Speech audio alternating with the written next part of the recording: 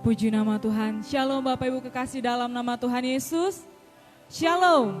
Selamat hari Minggu bagi kita semua dan seluruh sidang jemaat Tuhan yang ada bersama dengan kami melalui live streaming yang ada di rumah masing-masing. Pada saat pagi hari ini kita mau meninggikan nama Tuhan.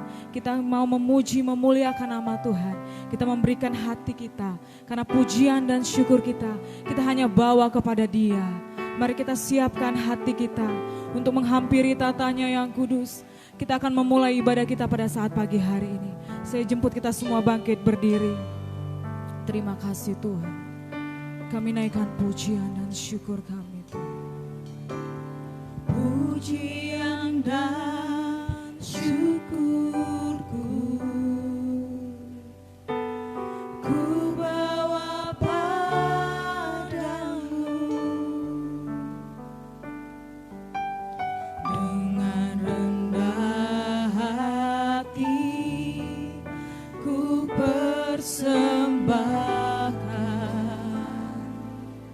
sadar bila ku ada, sadar bila ku ada,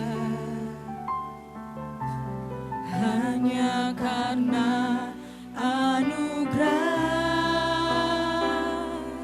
bukan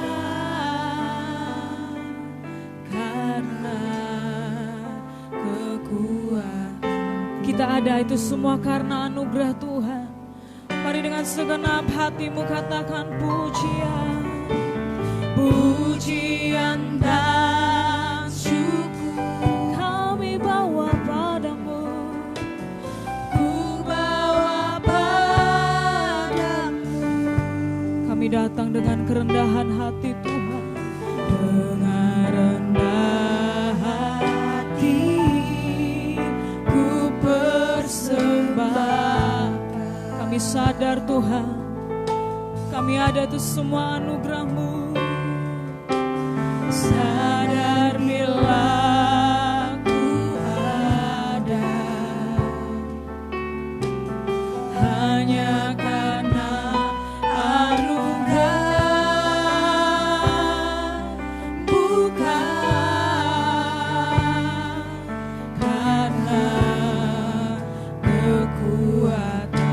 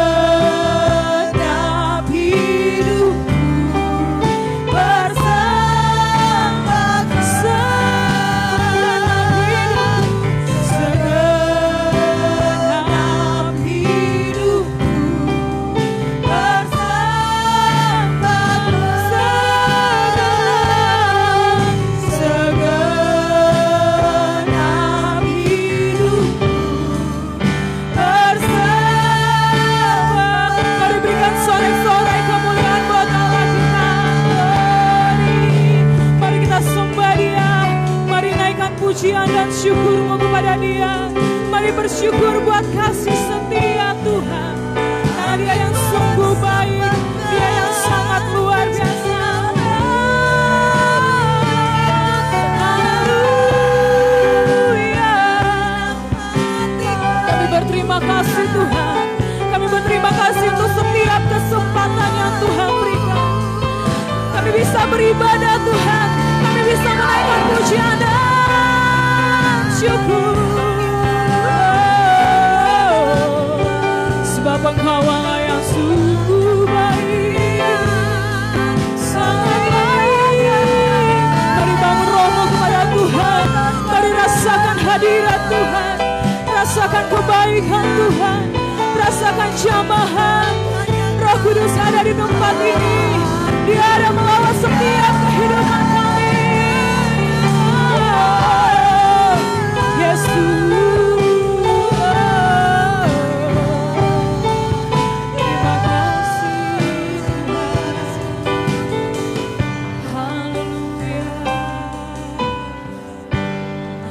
Bersyukur Tuhan, biarlah nyanyian pujian kami hanya bagi-Mu. Nyanyian pujian bagi-Mu, Tuhan, pujian bagi-Mu, Tuhan, sebab nama-Mu, nama-Mu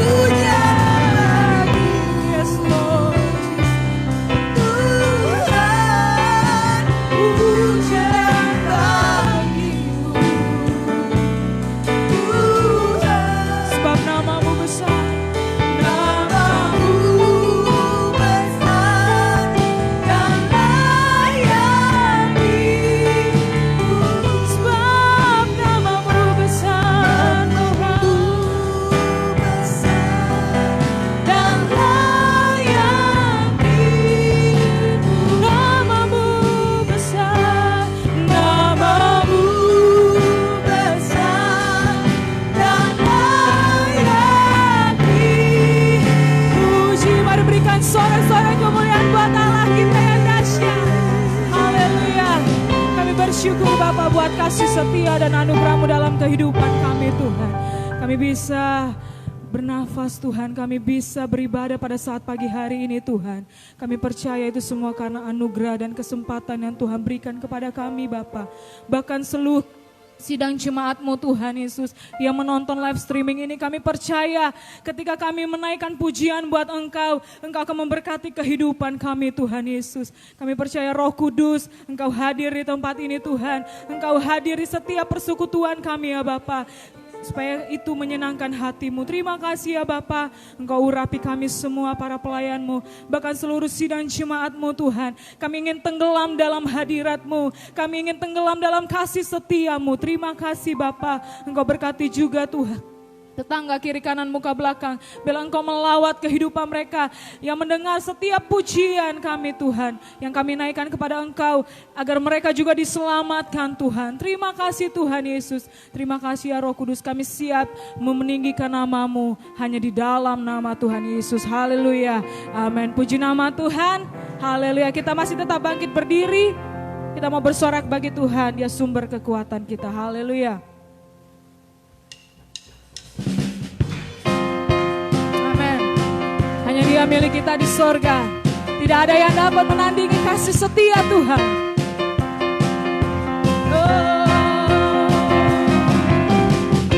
Hanya Kau milikku di surga. Tidak ada yang ku ingini di bumi. Hanya Kau tak ku andalkan kekuatanku. Namun yang pasti Kau telah Allah sumber kuatku.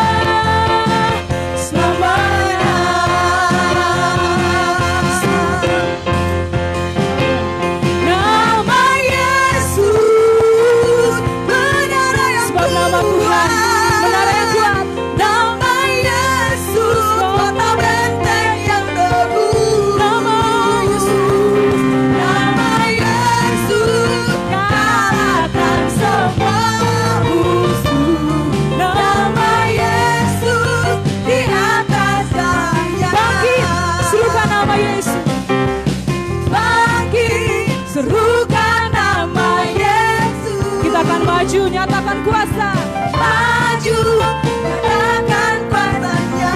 Kita buat iblis gemetar, kita buat iblis gemetar, kalahkan tipu dayanya dengan kuasa nama Yesus. Sebab nama Yesus menara yang kuat. Nama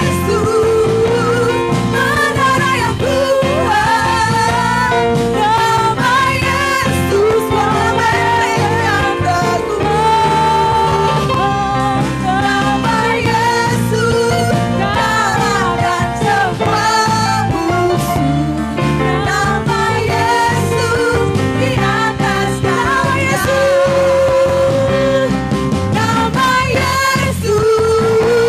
menara yang kuat.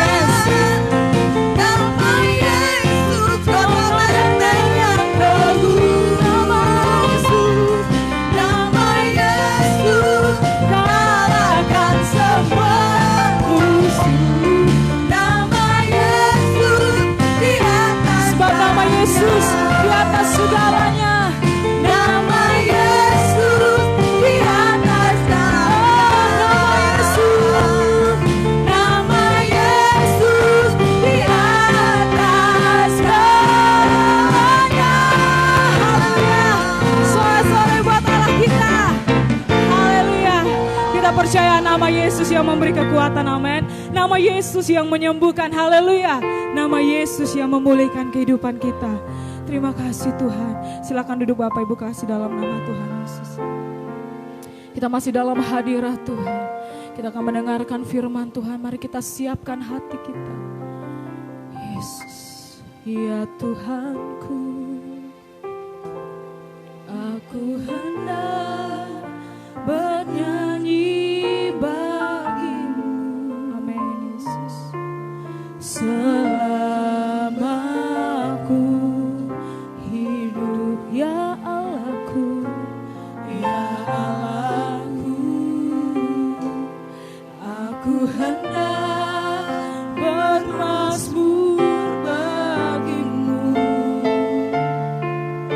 selagi ku ada, ya Tuhanku. Ya Tuhanku,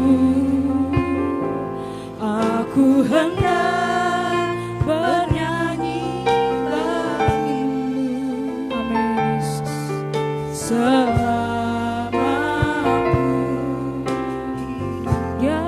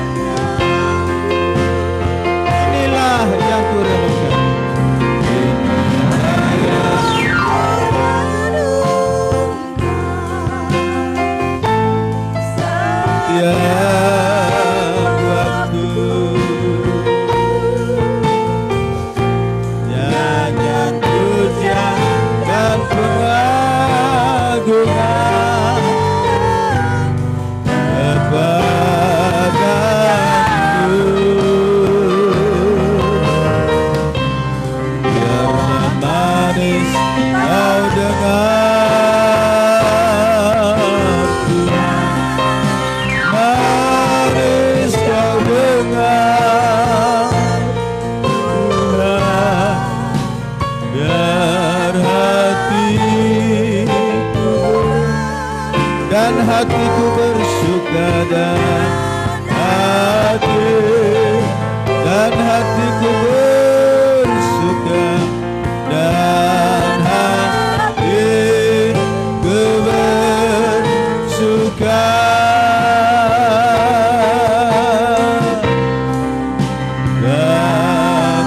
karena-Mu. Haleluya, glory, haleluya. Bersukacita di dalam Tuhan. Biarlah manis kau dengar, biar hatimu disenangkan Tuhan. Lewat pujian doa, penyembahan ibadah kami, seluruh hidup kami Tuhan menjadi penyembahan yang hidup dan berkenan kepada-Mu Tuhan. Terima kasih Bapa yang baik, sungguh ajaib segala perbuatan, sungguh manis indah Engkau dalam hidup kami. Haleluya, haleluya, haleluya Yesus. Terima kasih Roh Kudus, terima kasih Roh Kudus buat lawatan-Mu yang luar biasa Tuhan. Terima kasih Bapa. Kami siapkan hati kami untuk menerima firman-Mu yang hidup dan berkuasa. Di dalam nama Tuhan Yesus Kristus. Semua yang percaya katakan amin. Puji Tuhan. Selamat pagi Bapak Ibu Saudara, juga yang ada di rumah masing-masing yang menyaksikan live ini. Kita sangat bersyukur karena gereja tidak lagi dibatasi oleh tembok, tapi seluruh dunia dapat bersatu. Ya, kami baru menerima seminar online bahwa gereja sekarang ini sudah menjadi milik bersama. Karena banyak juga mendengar khotbah ini ada berapa ratus yang menyaksikan ibadah kita pagi ini. Dan ini sangat luar biasa, memberkati banyak orang. Saya masih menyambung khotbah dari Kisah Para Rasul. Kita akan lihat pasal 5 ayat 1 sampai 11. Saya mengajak kita membaca bersama-sama ayat ini. Saya terlebih dahulu, nanti Bapak Ibu Saudara menyambung. Ada seorang lain yang bernama Ananias. Ia beserta istrinya Safira menjual sebidang tanah.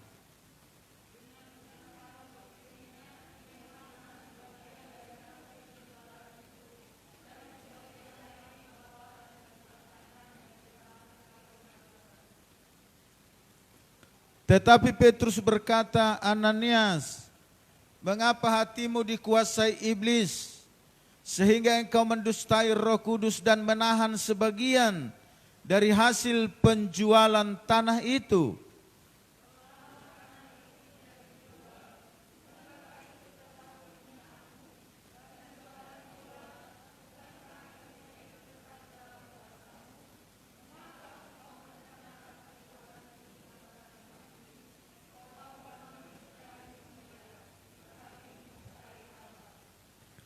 Ketika mendengar perkataan itu, rebahlah Ananias dan putuslah nyawanya. Maka sangatlah ketakutan semua orang yang mendengar hal itu.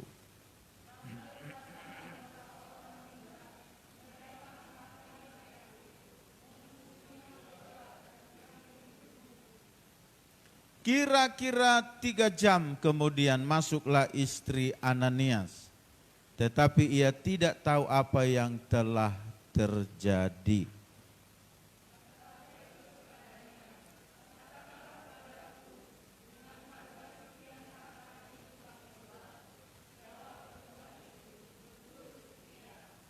Kata Petrus, mengapa kamu berdua bersepakat untuk mencobai Roh Tuhan?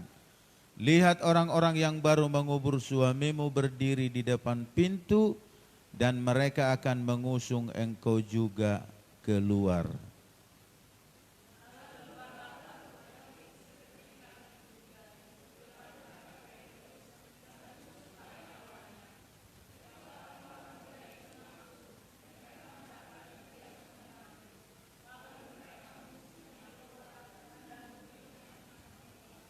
Sama-sama, maka sangat ketakutanlah seluruh jemaat dan semua orang yang mendengar hal itu.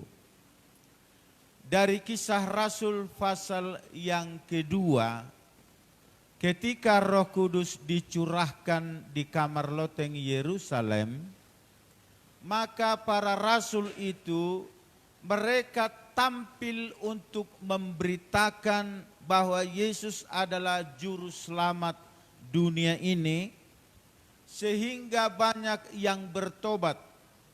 Sekali bertobat ada 3.000 jiwa. Dan mereka dengan tekun di dalam persekutuan, di rumah masing-masing beribadah, seperti kita sekarang di Indonesia di rumah masing-masing beribadah selama COVID-19 ini. Dan saudara-saudara, mereka bertumbuh dalam kasih karunia, mereka bertambah terus, maka pasal 4 tambah menjadi 5.000 jiwa. Dan mereka tetap tekun, saudara-saudara, di dalam persekutuan.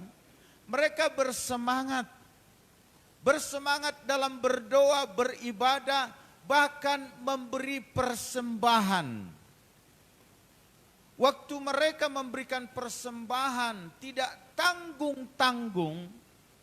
Ada yang menjual tanah, ada yang menjual rumahnya, dan uangnya dibagi-bagikan kepada orang yang membutuhkan. Persaudaraan yang sangat luar biasa, diberkati oleh Tuhan. Dan di dalam perjalanan gereja mula-mula itu, tentu tidak saja mengalami kuasa Tuhan, mujizat Tuhan, tapi mulai terjadi pendisiplinan. Mulai terjadi pendisiplinan, saudara-saudara. Kenapa? Karena jemaat itu harus dewasa, harus mengerti kebenaran, harus hidup kudus dan benar. Jadi tidak cukup kita bereforia, bersukacita, melompat-lompat, melihat mujizat dan tanda-tanda heran, tapi juga mulai kita diukur tingkat kedewasaan, tingkat pemahaman kita, tingkat kekudusan kita, dan seluruh hidup kita mulai diukur. Pikiran hati kita semua diukur apakah sesuai dengan firman Tuhan. Maka apa yang kita baca tadi adalah sebuah peristiwa yang sangat menyedihkan, karena ada sepasang suami istri, Ananias dan Safira. Mereka juga mau memberi persembahannya kepada Tuhan. Tapi kita melihat Tuhan menghukum. Saudara-saudara, saya mau mengajak kita untuk melihat tentang disiplin. Tadi tema khotbah disiplin rohani. Kata disiplin dalam bahasa Inggris itu disciple.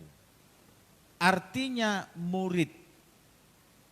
Bagi seorang murid, maka perlu diajar untuk mendapatkan pengetahuan, knowledge, pengetahuan. Tetapi tidak cukup pengetahuan, juga ada kata dididik. Jadi murid itu diajar untuk mengisi pengetahuan, tapi juga dididik untuk melakukan apa yang diajarkan. Maka benar pepatah yang berkata, kalau guru begini, murid jadi begitu. Karena seorang guru bukan saja mengajar, tapi juga mendidik, menjadi teladan. Supaya apa? Supaya seorang murid itu dapat mempraktekkan apa yang dia tahu, apa yang dia dapat. Nah, saudara-saudara, bahkan ada yang dikatakan didisiplin. Kalau didisiplin berarti menerima sanksi, menerima teguran, menerima hukuman dari kesalahan yang dilakukan. Jadi menjadi jemaat, jangan puas menjadi jemaat GPDI Muara Enim. Kalau saudara hanya terdaftar menjadi jemaat GPDI Muara Enim, datang hari Minggu, dengar firman Tuhan, kasih kolekte pulang, hari Minggunya lagi datang, begitu terus, tapi tidak menjadi murid yang baik. Maka kita dapati dalam Yohanes pasal yang ke-6, waktu Yesus mengadakan mujizat 5.000 orang makan sekenyangnya dan sisa 12 bakul. Lalu tidak lama kemudian Yesus memberikan pengajaran kepada mereka. Lalu mereka bilang begini, wah keras sekali ini pengajaran ini. Tidak mampu kita, gak sanggup kita. Mundur mereka semua. Semua yang ribuan itu mundur. Tinggal 12 murid. Lalu Yesus bilang begini, hei kamu sini, murid-murid. Kamu lihat semua mereka sudah mundur. Kamu bagaimana? Kamu mau mundur juga? Yesus enggak takut ditinggalkan. Karena Yesus sadar untuk apa jadi pengikut, tidak mau jadi murid. Tapi apa kata Petrus? Kepada siapa kami pergi Tuhan? Firman-Mu adalah kehidupan. Lalu Yesus bilang begini, berbahagialah engkau Simon Petrus. Dan di atas batu karang ini aku akan mendirikan jemaatku. Tuhan akan membangun jemaatnya ketika kita menjadi murid, menjadi pelaku-pelaku firman. Sekarang gereja kan jemaat, maaf ya jemaat ya, terlalu manja. Cak idak baik. Sudah enggak ibadah berbulan-bulan, bahkan bertahun-tahun, cak idak baik. Enggak jelas ini jadi jemaat apa tidak. Ada yang datang dan pergi, tidak ngomong sama sekali. Ya, sudah pindah tidak ngomong. Seharusnya kan kalau kita mau menjadi anak Tuhan yang benar, harus ngomong, saya menjadi jemaat di sini Pak Pendeta, bagus. Waktu datang Pak keluarga Pak Merpaung dengan Ibu Epi, dia bilang, Om kami mau mendaftar, perlu tidak kami mendaftar? Udah datanglah ibadah. Kalau sudah datang ibadah sudah aktif, ya setialah sama Tuhan. Udah saya catat itu. Walaupun nggak saya catat di kertas, di hatiku sudah ku catat. Kalian jadi jemaat di sini, setia sajalah. Ya. Tapi itu bagus. Kalau di Protestan itu kan ada jemaat yang simpatisan, ada pendatang, ada yang macam-macam. Itu ada kategorinya. Betul juga itu. Kita GPD ini kadang-kadang terlalu ringan. Makanya jemaat tidak menghargai apapun. Kalau saudara pasti sudah menghargai maksud saya. Tapi yang lain, aduh. Sudah enggak ke gereja berbulan-bulan, bertahun-tahun, tidak baik. Nah, saudara-saudara, saya mau ajak kita menjadi murid. Tidak cukup menjadi jemaat. Amin. Tidak cukup menjadi pengikut, tapi menjadi murid. Mari kita perhatikan. Ya. Sebuah tragedi, Ananias dan Safira mati di tempat. Kenapa terjadi? Yang pertama, mereka berdusta kepada Roh Kudus.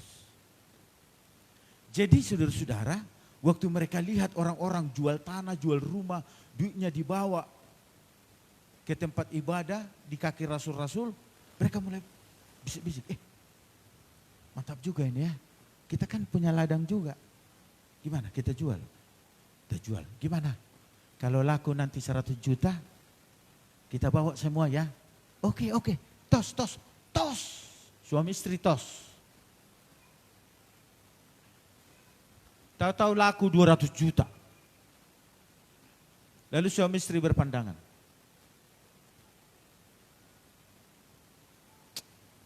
Sudahlah, sebagian aja lah kita bawa. Bagus kata istrinya. Soalnya besok kita mau ke mall.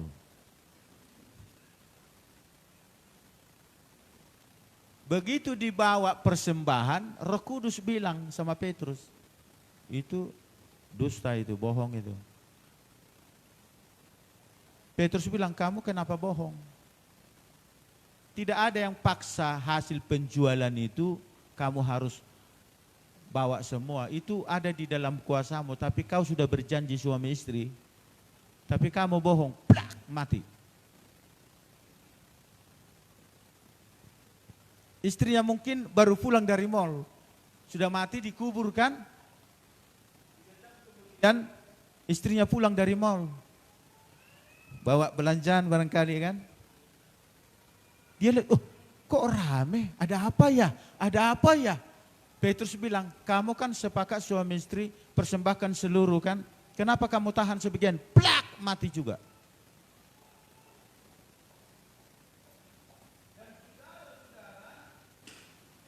Yang kedua adalah karena mereka mencintai uang lebih dari mentaati Tuhan. 3 bulan kita belajar tentang uang. Saya belak-belakan bilang, kalau tidak benar soal uang, engkau tidak akan benar di dalam Tuhan. Suka utang tidak mau bayar. Ngeri saudara. Hati-hati. Kami dapat pelajaran saudara, kalau kita berhutang, jual semua yang bisa dijual, harus lunas utang itu. Tidak bisa tidak. Kalau tidak kita menjadi orang yang tidak benar. Lalu kalau dapat uang banyak, jangan difoya-foyakan. Diperhatikan. Karena setiap rupiah yang kita dapat, memang itu hasil jerih lelah kita. Tapi ingat baik-baik, jangan belanjakan kepada hal yang tak berguna. Makanya orang Kristen dilarang berjudi, dilarang pasang nomor, dilarang apa lagi? Mabuk-mabukan, dilarang beli yang tidak berguna, termasuk dilarang beli rokok. Terlalu keras memang khotbah ini ya. Saya mau saudara jadi murid. Amin. Jadi murid memang mengerti kehendak Tuhan.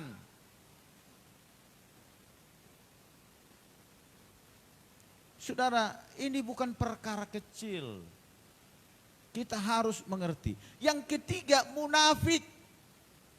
Ikut-ikutan dengan tujuan supaya dihargai jemaat yang lain. Wih, gak enak ya. Kenapa di gereja kita gak ada apa itu? Apa itu yang lelang? Kenapa? Lelang itu sebenarnya konotasinya membanggakan diri. Satu alat ini, Huta Galung 1 juta, Bapak Selin 2 juta, Pak Agus Setiono 3 juta, Ibu Kultum 5 juta, Pak Robin 10 juta, 1, 2, 3, 10 juta. Nanti waktu bayarnya, Allahu alam. Ya pernah saya dengar itu. Dak bak. Dengar orang, saya nomor 1. Kesombongan sudah. Kemunafikan. Kita tidak biasakan itu. Kalau mau memberi, diam-diam.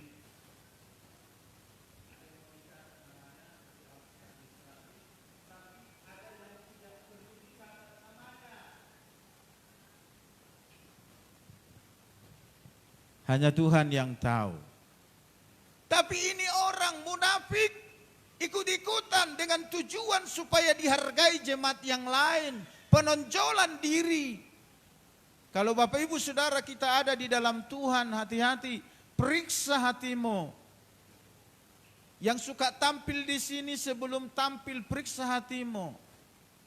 Apa mau menonjolkan diri?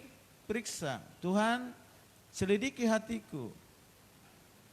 Jangan dengan motivasi yang lain. Supaya apa? Supaya Tuhan berkenan akan pelayanan kita.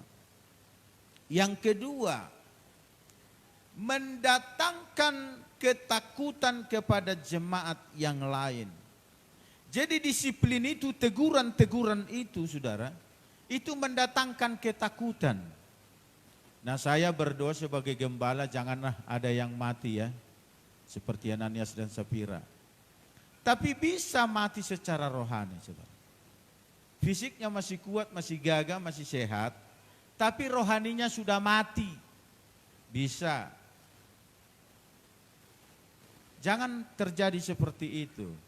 Dan kalau ada di antara kita yang menerima teguran-teguran, itu kita harus sensitif, harus bisa memahami. Karena dikatakan seorang murid tajam pendengarannya. Dia mendengar, dia mengerti ini suara siapa ini. Apa suara gembala, apa suara manusia, suara setan, suara dunia. Dia bisa memahami. Itu seorang murid yang baik, mempertajam pendengaran. Nah kalau kita dapat teguran-teguran kecil, kita harus mengerti sebelum dapat teguran yang besar. Ayo Bapak Ibu, kalau marahi anaknya. Sini, diam aja terus. Sini makan, masih terus. Itu makin nadanya makin tinggi. Enggak didengar lagi suara, mulai ambil lidi.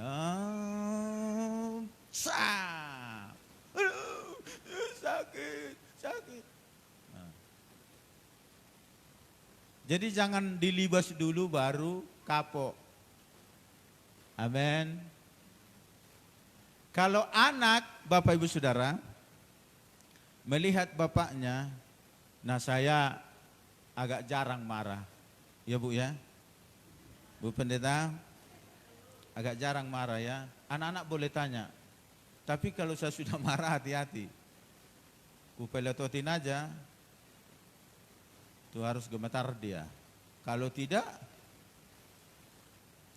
saudara, kita lihat di sini bahwa teguran-teguran kecil harus kita perhatikan.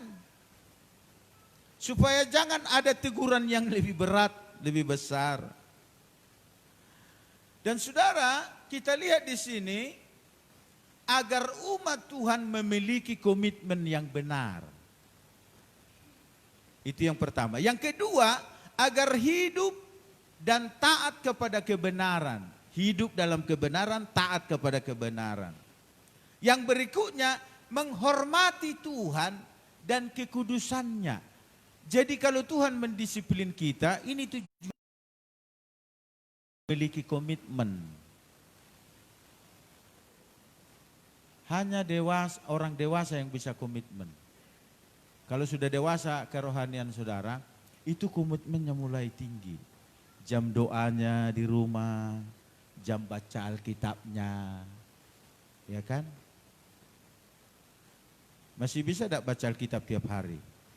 Sekarang kan sudah mudah semua ada di HP kok. Dengar khotbah pun sekarang. Saudara mungkin dengar khotbah saya sekali seminggu, tapi tiap hari, tiap jam bisa saudara mendengar khotbah di medsos. Bebas. Makanya saya bilang, tidak bisa lagi kita mengklaim, ini jemaat saya, jangan coba-coba ya. Jangan coba-coba diganggu, ini jemaat saya. Sekarang tidak bisa lagi seperti itu. Jemaat tidak bisa diikat. Dia mau kemana, mau dengar khotbah siapa, itu sudah bebas. Hanya tinggal komitmen. Kalau saudara menganggap saudara jemaat GPD Muara Enim, masih kelihatan komitmennya. Kalau tidak mau komitmen lagi, udah kelihatan. Tidak sungguh-sungguh. Nah, yang berikutnya menghormati Tuhan dan kekudusannya. Siapa orang tua kalau mendidik anaknya supaya anaknya itu mati? Enggak ada. Makanya kalau mendidik itu, kalau kita melibas anak, hati-hati jangan kepalanya bawa pentungan, pang, pingsan, geger otak dia, selesai. Kalau kita melibasnya, cari bagian badan yang paling empuk, ini di pantatnya. Ya, bisa dicubit sekuat-kuat sampai itu kan. Enggak apa-apa. Jangan dijewer, diputer kupingnya, bahaya nanti tuli dia. Hati-hati, semarah-marahnya orang tua, hati-hati.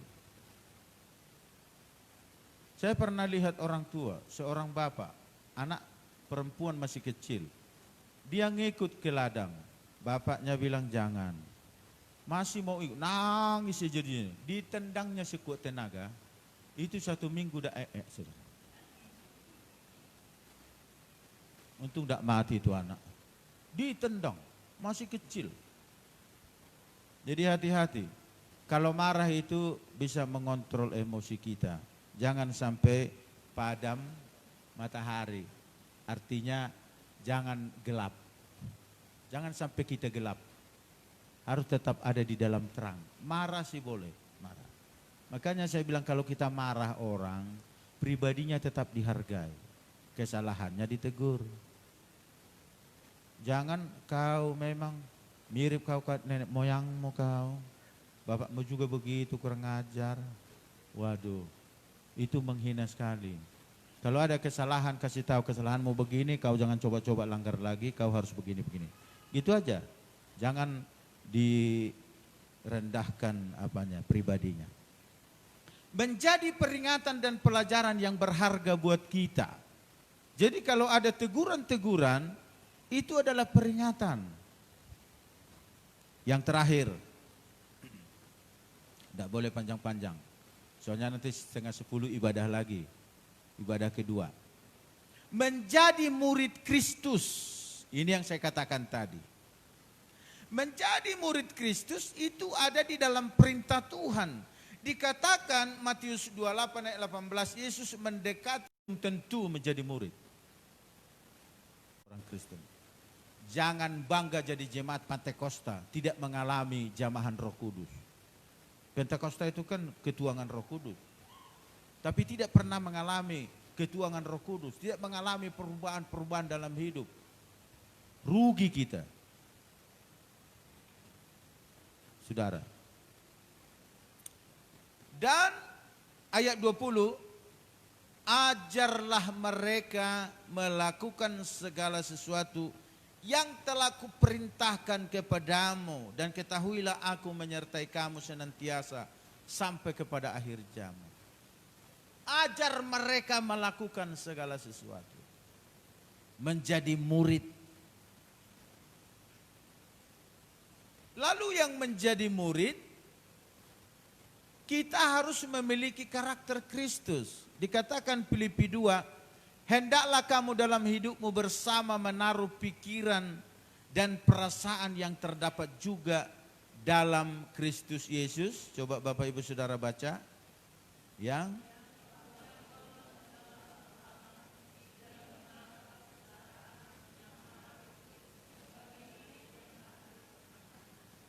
ya, saya baca, melainkan telah mengosongkan dirinya sendiri dan mengambil rupa seorang hamba dan menjadi sama dengan manusia. Bapak Ibu Saudara baca. Dan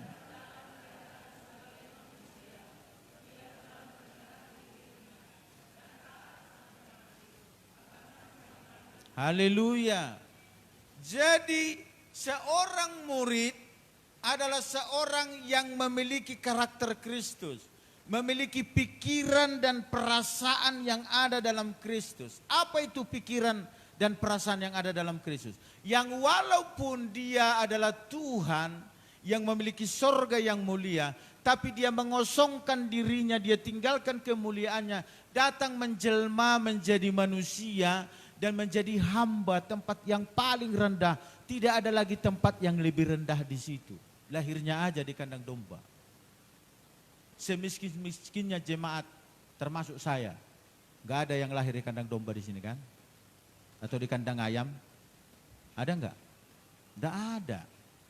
Yesus mengosongkan dirinya. Bahkan dia taat sampai mati. Menjadi hamba. Kenapa saudara persaudaraan kita sering tidak akor satu sama lain? Ayo. Kenapa dalam rumah tangga selalu cekcok?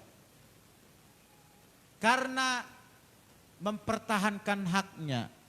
Tidak ada yang mau mengalah. Kalau kita merendahkan diri menjadi hamba, seorang istri kalau ngamuk-ngamuk, marah-marah, bapak seharusnya diam. Biarin dia puas, pelepasan dia, biarin. Mau jungkir balik. Sudah jungkir balik dia, udah selesai pasti capek kan? Baru ajak ngomong, kau sebetulnya cantik, tapi karena engkau marah-marah lebih cantik gitu aja. Oh, bapak ini gini. Mulai diajak ngobrol. Begitupun suami kalau ngamuk, sebenarnya nggak perlu ngamuk ya. Tapi siapa tahu ada yang suka ngamuk gitu.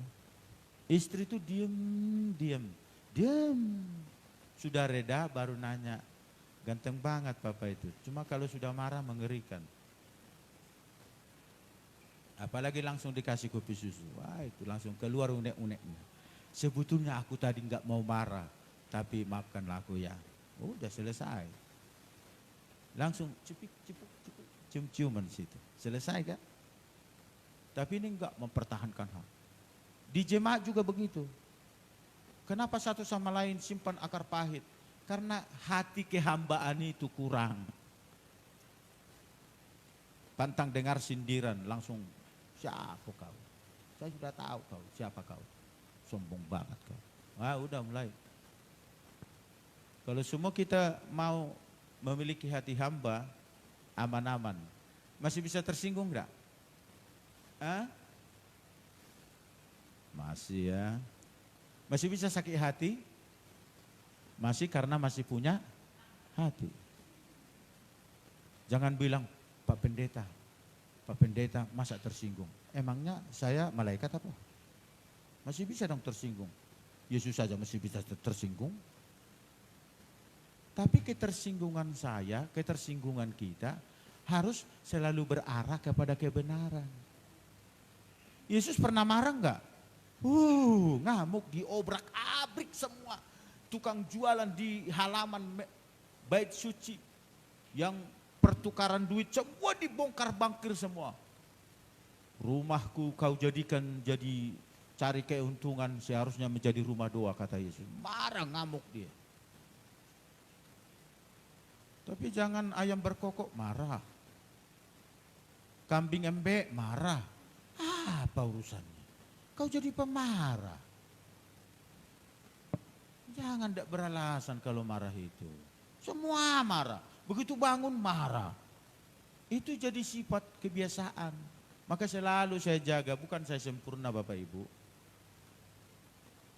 Saya enggak asal ngomong di sini, semua anak mantu, anak cucu ada, istri ada. Saya selalu berusaha jangan marah loh. Karena kalau kita marah, apalagi enggak ada tujuannya, itu langsung berkerut semua wajah ini. Bayangin kami sudah punya 2 cucu, kayaknya masih ganteng ya. Makanya saya nggak mau posting sendiri, nanti diperli orang. Ganteng banget Pak Pendeta ini, jasnya masih baru lagi. COVID-19 boleh datang, jas tetap baru. Haleluya. Haleluya. Ini yang terakhir. Siap berubah. Amin. Ayo ngomong sama sebelah, siap berubah. Jangan bilang, seperti Yesus tidak pernah berubah. Saya pun tidak mau berubah. Emangnya siapa kita? Yesus itu enggak berubah karena dia udah kekal, udah sempurna. Apalagi ngomong lagi. Biar langit dan bumi lenyap, jengkelku tinggal tetap. Masya Allah. Masa jadi begitu? Kita siap berubah. Saya masih siap berubah. Beberapa hari lalu kami seminar. Tahu pembicara kami dari mana? Dari Australia, langsung dari Australia. Ada lebih kurang 100 orang kami pendeta se-Indonesia mengikuti. Dia bilang, saudara-saudara harus siap berubah. Situasi yang sedang terjadi ini membawa kepada perubahan. Dan kalau kita tidak siap berubah, kita akan ketinggalan. Jangan persalahkan situasi. Tetapi mari kita siap berubah. Haleluya. Amin. Haleluya. Kita bersyukur saudara, bisa siaran langsung. Banyak orang mendengar firman Tuhan. Seorang hamba Tuhan Pak Ginting yang pernah menatar kita di sini, dia telepon saya. Pak Pendeta, teruskan siaran langsungnya. Supaya semakin banyak orang dengar firman. Saya bilang, yes. Makanya kita beli alat-alat ini. Banyak yang dibeli ini. Alat-alat ini untuk mencukupi kita. Tustel ini masih pinjam. Masih ada lagi 1 alat lagi. Jadi walaupun nanti sudah normal ibadah kita, kita minta siaran langsung. Amin. Haleluya. Siap berubah. Bangkit buat Tuhan Yesus. Mari kita bangkit berdiri semua. Haleluya. Berkaryalah Roh Kudus di sini. Berkaryalah dengan kuasa. Berkaryalah Roh Kudus di sini. Berkaryalah dengan kuasa-Mu. Berkaryalah Roh Kudus di sini. Berkaryalah dengan kuasa-Mu. Jamahlah kami, jamahlah setiap hati. Ubahlah kami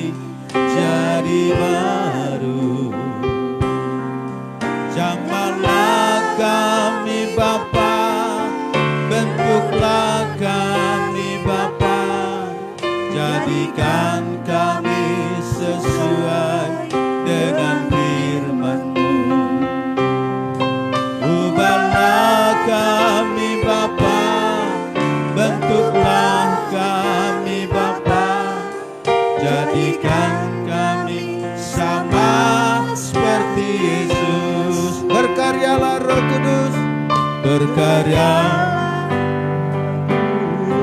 di sini. Berkaryalah dengan kuasa-Mu. Berkaryalah Roh Kudus di sini. Berkaryalah dengan kuasa-Mu. Jamahlah kami, jamahlah kami, ubahlah kami jadi baru. Jamahlah kami Bapa, bentuklah kami Bapa, jadikan kami sesuai dengan firman-Mu. Ubahlah kami Bapa, bentuklah kami Bapa, jadikan kami sama seperti Yesus. Haleluya. Mari semua kita buka suara kita. Kita mohon supaya Tuhan memberikan hati yang siap diubahkan oleh Tuhan. Haleluya. Jamahlah kami Tuhan, ubahlah kami, baharui kami. Oh haleluya.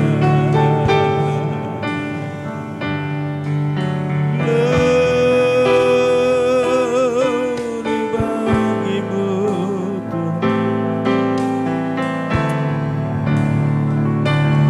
Terima kasih Bapa.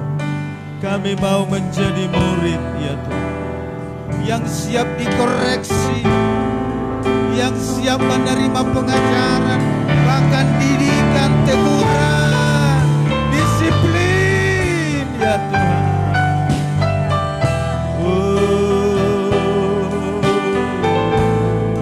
Kami tidak saja pengikut Kristus, tetapi menjadi murid Kristus yang melakukan kehendak Bapa.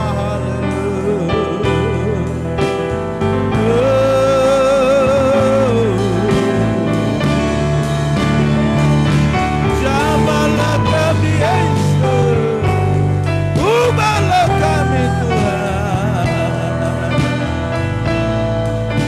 sempurna seperti Engkau sempurna. Terima kasih. Sebentar kami akan mengulurkan tangan bawa persembahan. Berkati tangan-tangan kami dalam nama Tuhan Yesus. Amin. Silakan duduk Bapak. Puji nama Tuhan, kita akan memberikan persembahan. Mari kita siapkan persembahan kita berikan dengan sukacita. Kita angkat pujian, diberkatilah orang yang mengandalkan Tuhan.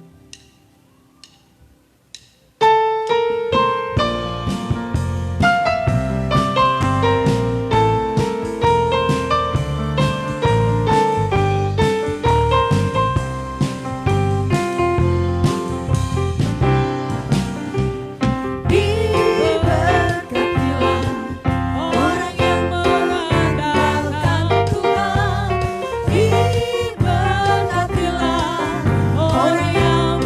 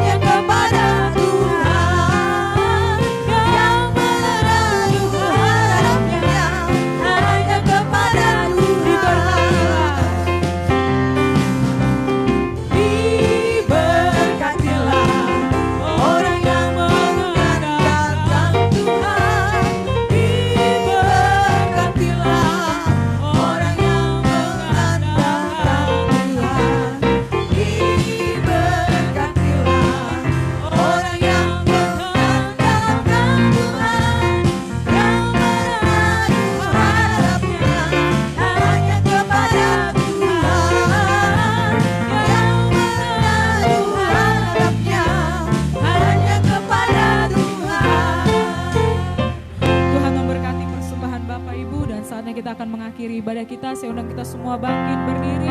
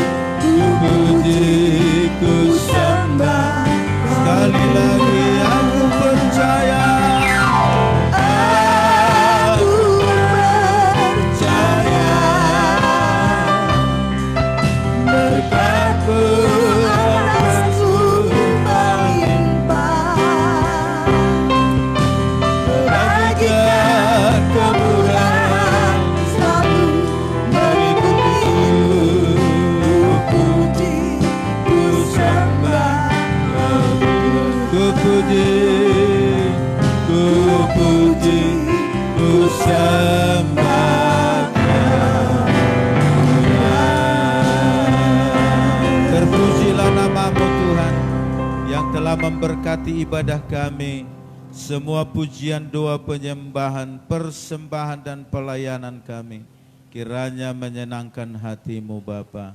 Kami tetap doakan umat-Mu yang dalam keadaan sakit, proses penyembuhan. Bapa Es Purba, dalam nama Tuhan Yesus, Tuhan jamah nyatakan kuasa dan mujizat-Mu. Begitu juga Tuhan, Ibu Agus Basar yang ada di Malaysia, minta doa, kami mohon Tuhan jamah ibu ini, sembuhkan dia dengan kuasa dan mujizat-Mu. Tuhan terima kasih. Kalau ada pemirsa yang mengikuti ibadah ini yang sekarang sakit, atau dalam pergumulan usaha, pergumulan ekonomi, pergumulan keuangan, bahkan pergumulan rumah tangga, Bapa dalam nama Yesus, Tuhan Engkau Allah yang sanggup menolong dan memberkati. Terpuji termulia Engkau. Kami serahkan ibadah kedua juga hari ini. Bapak Ibu Saudara tengadahkan tangan kita. Terimalah berkat anugerah dari Allah Bapa, kasih sayang dari Tuhan Yesus Kristus, persekutuan Allah Roh Kudus menyertai kita hari ini sampai selama-lama. Kami memuji kebesaran. Kami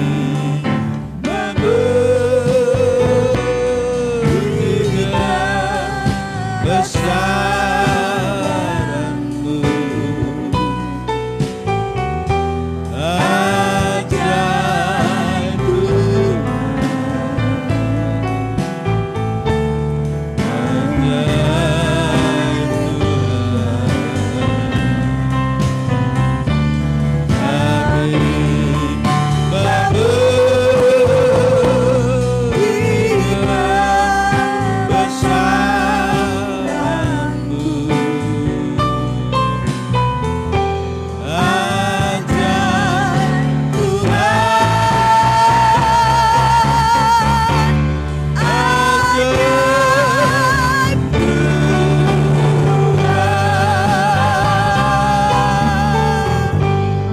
Kami Tuhan Yesus memberkati kita.